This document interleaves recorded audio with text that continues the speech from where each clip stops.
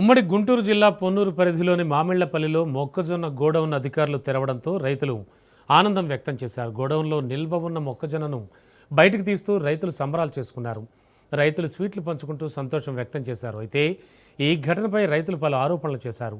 తమ పంటపై రాజకీయ కారణాలతో ఇబ్బందులు కలిగించారని, పోలీసులు దురుసుగా వ్యవహరించారని ఆరోపించారు. చివరకు అధికారులు స్పందించి గోడౌన్ తాళం తెరిచి సమస్యను పరిష్కరించినట్లు తెలిపారు.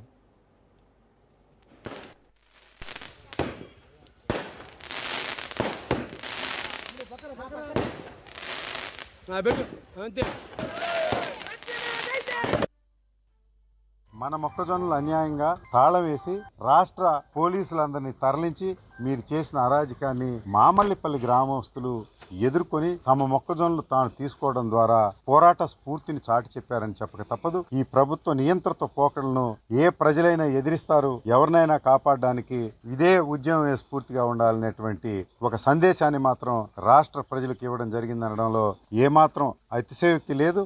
మరి ఈ గ్రామంలో జరిగినటువంటి ఈ సంఘటన ఇది కనువిప్పు కావాలని ప్రభుత్వానికి నరేంద్ర జీవితం, రాజకీయ జీవితం ఎడిదిరిగి సముద్రంలో కలిసిపోయింది.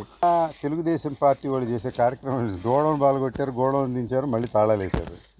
ఇది అక్రమ మొక్కజొన్నలు అన్నారు, మళ్ళానేమో సక్రమైన గోడౌన్ నిలిపించారు.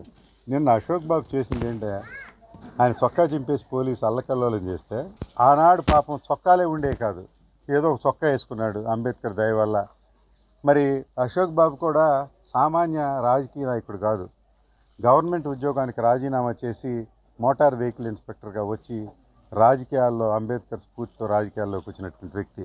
అతను చొక్కా మార్చుకుంటేనంట, కిందకు వచ్చి చొక్కా ఇప్పితేనంట అంబేద్కర్ అవమానం అంట.